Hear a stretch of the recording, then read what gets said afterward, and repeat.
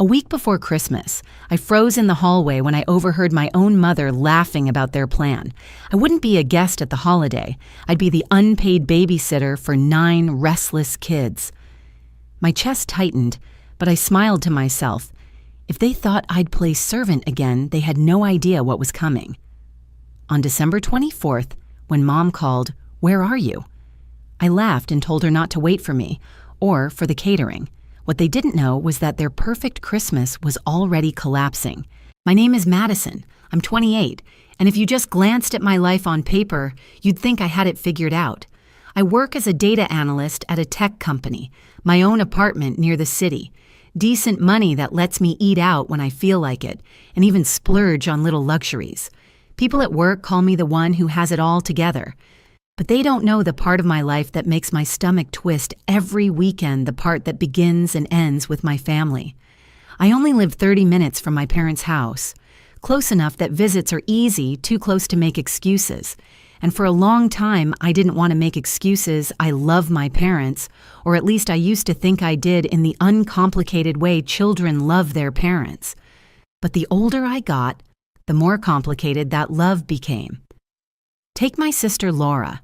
She's 34, 6 years older than me, married to her high school sweetheart Mark. They've got 2 kids, Ethan 9 and Chloe 7. Cute kids full of energy. They call me Aunt Maddie and always run into my arms when they see me. That part melts me every time. But what comes after? That's the part that's been grinding me down for years. Almost every Saturday morning around 9 a.m., there's a knock at my apartment door. Sometimes I'm still in pajamas. Sometimes I'm halfway through coffee. Sometimes I'm not even awake yet. But it doesn't matter because it's always the same scene, Laura standing there with a too bright smile, Ethan and Chloe bouncing at her side backpacks slung over their shoulders. "Hey, Mads, the kids are so excited to spend the day with their favorite aunt." She chirps, kisses them both goodbye, and before I can protest, before I can even draw a breath, she's gone. Off to brunch with Mark or the movies or a couple's spa day. 12 hours later, she's back. Sometimes it's almost 10 p.m.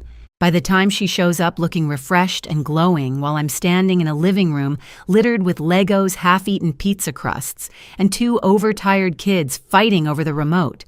At first I told myself I didn't mind. They're family, right? That's what we do. We help each other, and I do love those kids. But after the 10th Saturday in a row and then the 20th, the pattern stopped feeling like love and started feeling like exploitation. 3 months ago, I hit my breaking point. It was a Sunday morning, the kids had just left, and I was sitting at my kitchen table, staring at my untouched breakfast. My eyes burned from exhaustion. My head buzzed from noise that wasn't even there anymore. I picked up my phone and called Laura. "Hey, Laura," I started carefully, "can we talk about the Saturday thing?" There was silence on the other end long enough that I thought maybe the call had dropped. Then her voice came back sharp but coated in that fake hurt she's perfected over the years. "Wow, Madison, I can't believe you'd even bring that up. You're being selfish. Mark and I work all week. We barely get time together. You don't have kids. You don't have a husband. What else are you doing on Saturdays anyway?" I tried to explain, my voice trembling as I said, I might want to go out to date to see friends. I wanted to say I was exhausted too, that my job drained me, that I deserved my weekends. But Laura wasn't listening. "You're being ridiculous. Ethan and Chloe adore you. You're basically their second mom. Why would you deny them that?"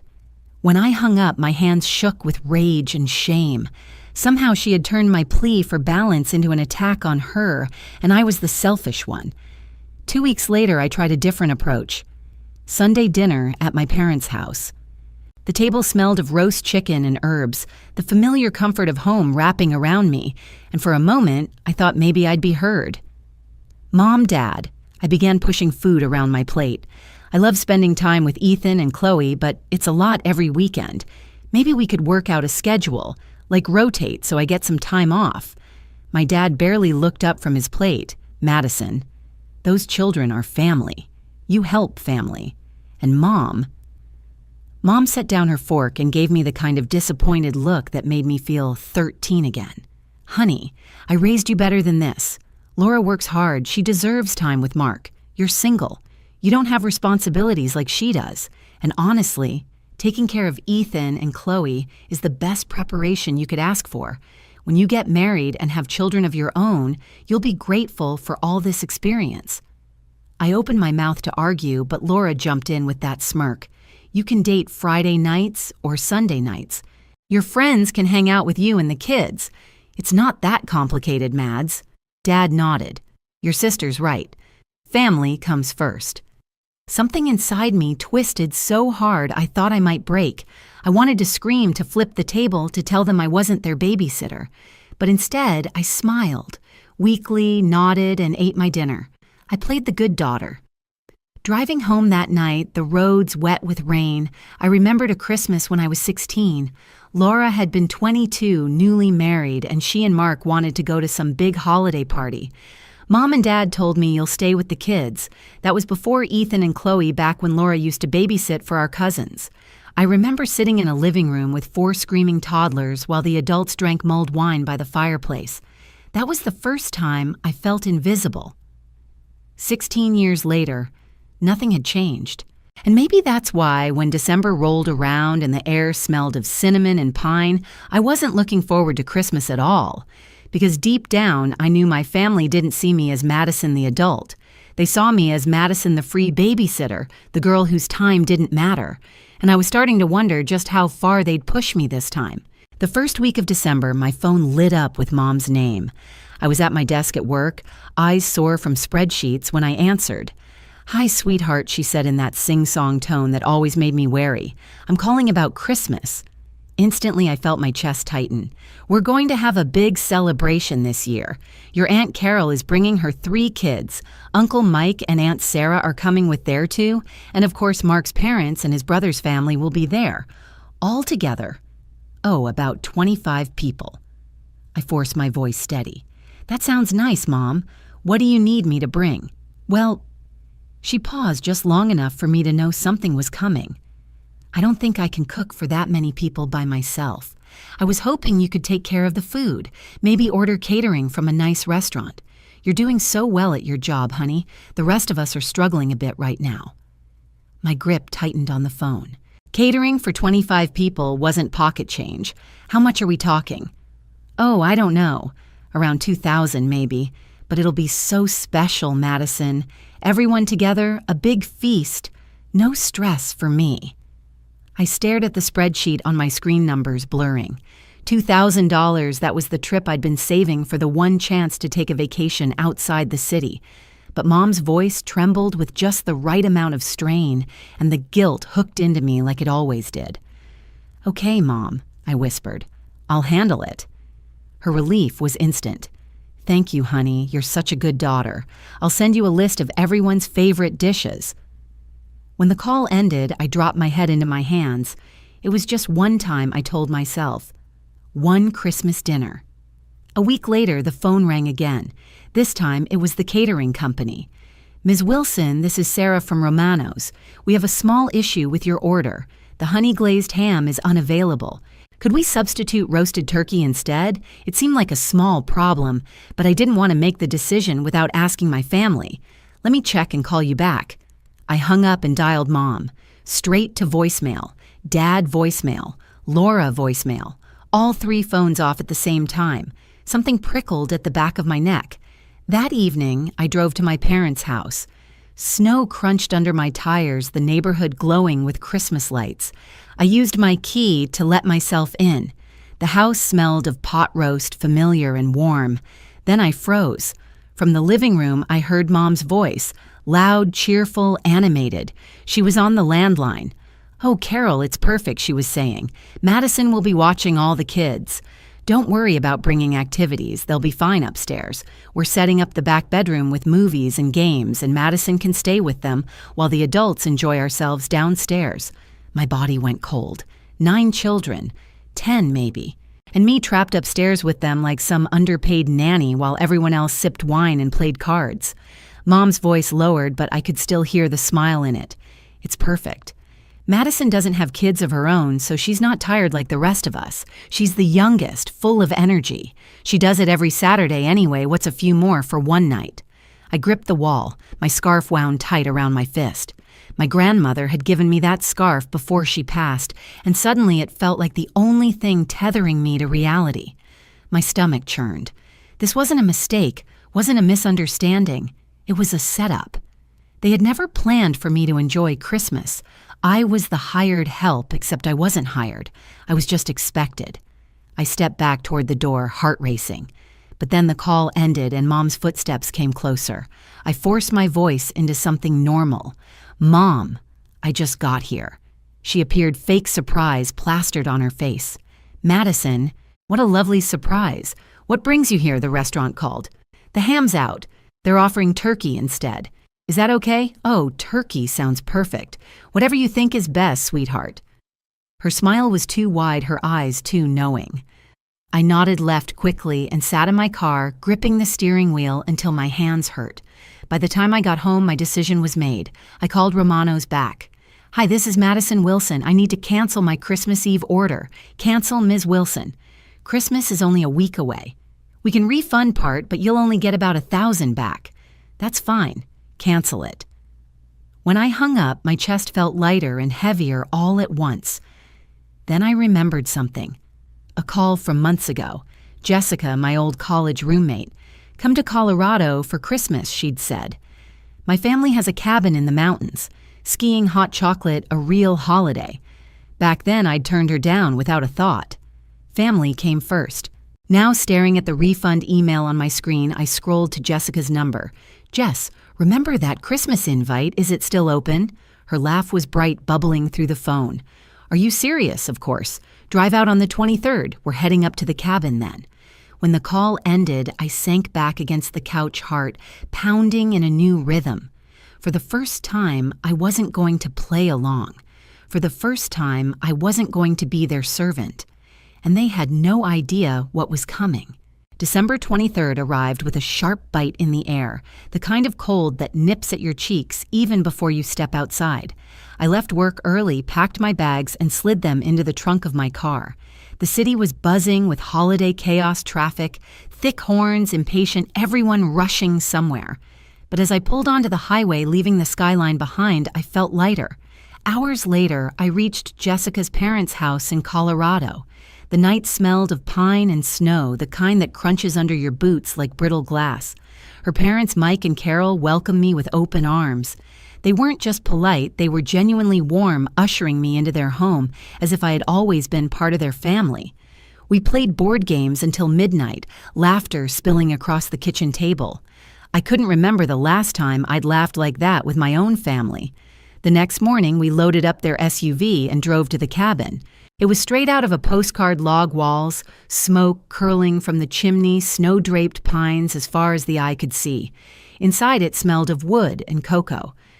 Jessica showed me to a room with quilts stacked on the bed and windows that framed the mountains. For the first time in years, I felt like Christmas might actually belong to me. That feeling lasted until about 3 p.m. on Christmas Eve. My phone buzzed on the couch beside me. The screen lit up with Mom. Jessica raised her eyebrows. Showtime. I forced a smile and answered, "Madison? Where are you?" Mom's voice was sharp, threaded with panic. "Everyone's here. The food was supposed to arrive an hour ago." I took a deep breath, staring at the fire crackling in the hearth. "I'm not coming, Mom." Silence. Then, "What do you mean you're not coming?" "Don't be ridiculous. Get over here right now." I let the words fall heavy. "I heard you last week, talking to Aunt Carol. I know all about your plan to dump me upstairs with 9 kids while everyone else enjoyed Christmas." The silence this time was deafening. I imagined her hand clenching around the phone, her fake smile cracking. Finally, her voice returned cold and defensive. "You're being dramatic. That's not what you heard. I know exactly what I heard.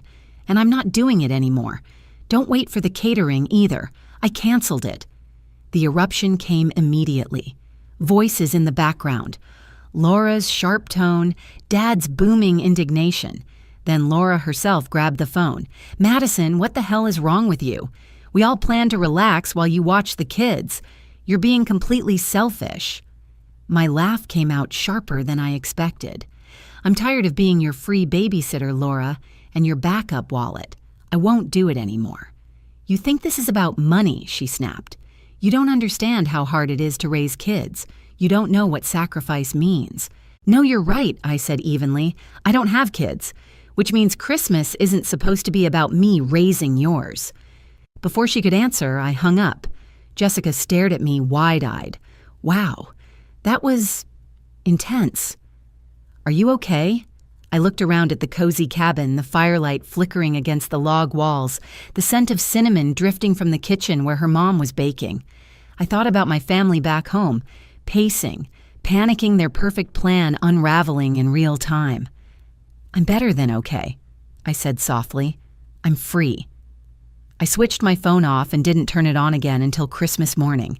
When I finally did, the screen exploded with notifications. 43 missed calls, 27 unread texts, the first from Mom. "Call me back immediately. Where are you? This is unacceptable." Then nastier ones. "You are cruel and selfish. You've ruined Christmas for everyone." Laura's messages were venomous. "I can't believe you did this to us." We had to scramble at the last minute. We ate garbage food. The kids were miserable. Mark chimed in. "Your sister's crying. The kids are asking why there's no Christmas dinner." Dad's words cut deepest. "We spent Christmas in chaos. The kids ran wild, the house was a mess, and the guests left early. This is all your fault." I read them all sitting in a cabin filled with laughter. The smell of cinnamon rolls the sound of snow falling outside. And instead of guilt, I started laughing. Because while my family was chasing 9 screaming kids and scrounging for leftovers, I was sipping cocoa by the fire with people who actually wanted me around. For the first time in my life, I wasn't the servant in my own family story. But I knew it wasn't over. Because if there was one thing my parents and Laura couldn't stand, it was losing control. And I had just shattered their grip on me in the most public, humiliating way possible. 4 days later, December 29th, the knock on my apartment door shook the walls. Not polite, not tentative, angry, insistent. I froze with my coffee mug halfway to my lips. Through the peephole, I saw exactly what I expected. Mom, Dad, and Laura standing in the hallway, their faces tight with fury. I opened the door slowly. "Hi, don't you hi us." Mom snapped, sweeping past me like she owned the place. Dad and Laura followed, shutting the door behind them. My small apartment suddenly felt claustrophobic shadows falling across the walls as the winter light outside dulled. Dad's voice was clipped. "We need to talk." "Okay," I said evenly, setting my coffee down on the counter. "Let's talk." Mom turned to face me, her eyes red-rimmed, her voice trembling with anger. "How could you do this to us, Madison?" 25 people sat down expecting a Christmas dinner, and we had nothing. Nothing. Dad added. The guests were asking where the food was. We had to tell them there was a mix-up with the catering. We looked like fools. Laura stepped closer, her cheeks flushed with rage. "Rick's family thinks we're completely disorganized now. His mother kept asking why we didn't have backup plans. I was mortified. And the children, Mom threw up her hands. 9 screaming kids running wild, destroying the house. It was chaos." I let out a small laugh, bitter and sharp. "Gee, that sounds terrible. Having to actually watch your own children during a holiday. I can't imagine how exhausting that must have been." "Don't be smart with us, young lady," Dad barked. "You know exactly what you did." "Yeah," I said, straightening my spine. "I do know what I did. I chose not to be your unpaid babysitter and your personal caterer. I chose myself. You're our daughter." Mom cried, tears spilling now. "You're supposed to help family." I stared at her, my heart pounding so hard I could feel it in my fingertips. Help family? But what you wanted wasn't help. You wanted me to pay for everyone's dinner and then spend the entire holiday locked upstairs with 10 kids while you partied downstairs. That's not helping. That's being used. Laura's voice cracked like a whip. "You are so selfish. We work hard all week. We deserve to relax on holidays. And I don't work hard." I shot back. "I don't deserve to relax. What makes your time worth more than mine?" "You don't have children," she screamed. "You don't understand how hard it is." I felt my hands clench around the scarf draped on my chair, the red scarf from my grandmother. It grounded me, reminded me of her voice. "Don't let anyone turn you into their shadow." "You're right," I said softly but firmly.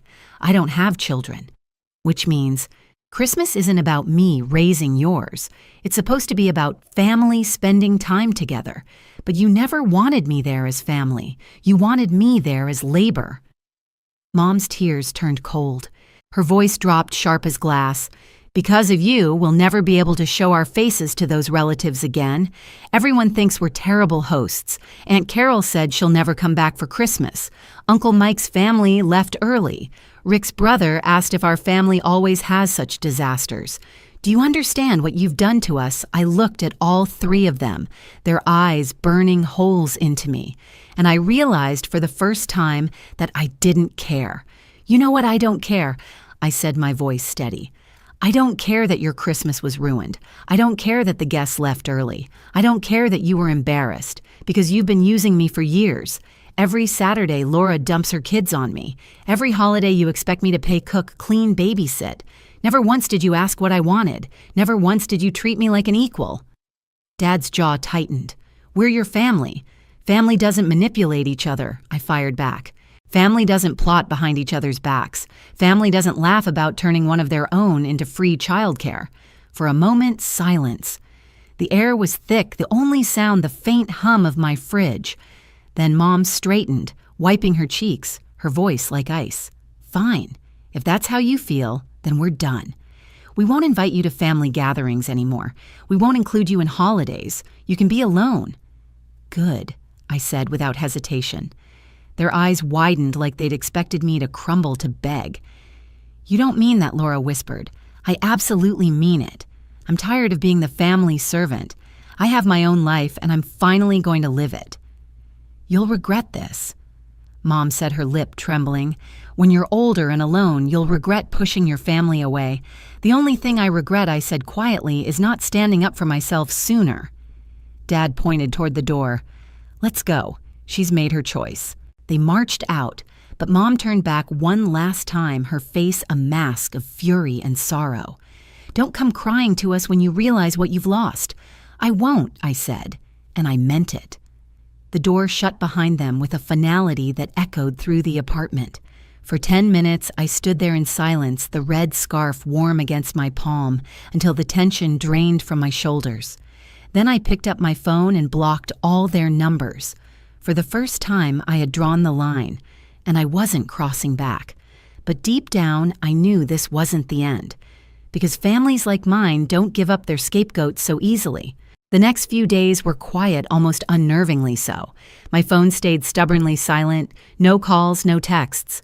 For the first time in years, I woke up on a Saturday morning and didn't hear a knock at my door, didn't brace myself for 2 kids tumbling in with backpacks and toys. Instead, I slept in. I made pancakes just for myself, sat by the window with coffee, and watched the city dusted in snow. The peace was strange, but it was mine. A few relatives tried to reach me, an aunt calling to say Mom was heartbroken, a cousin urging me to apologize. Each time I repeated the same line, "When they're ready to admit they used me, we can talk." The silence that followed told me none of them were ready, and that was fine. Because for the first time in my adult life, I wasn't waiting for their approval. I was living my own weekends, my own holidays. I started dating someone new, a man named Daniel I'd met through a mutual friend. We went for late dinners, walked through winter markets, talked about everything and nothing. I wasn't checking my phone, worried my family would dump responsibilities on me at any second. I could finally be present in my own life. Still, there were moments I caught myself staring at that red scarf, the one my grandmother gave me. I'd drape it over my shoulders before stepping out into the cold, and I'd feel her words again. "Don't let anyone turn you into their shadow." Maybe it had taken me too long to learn that lesson, but I had learned it. 2 months passed. The distance from my family felt less like a wound and more like a healing scar tender, but proof I'd survived. Then one evening, as I was finishing dinner with Daniel, my phone buzzed, a message from an unknown number. "We need to talk." Mom. I stared at it, my fork suspended in midair.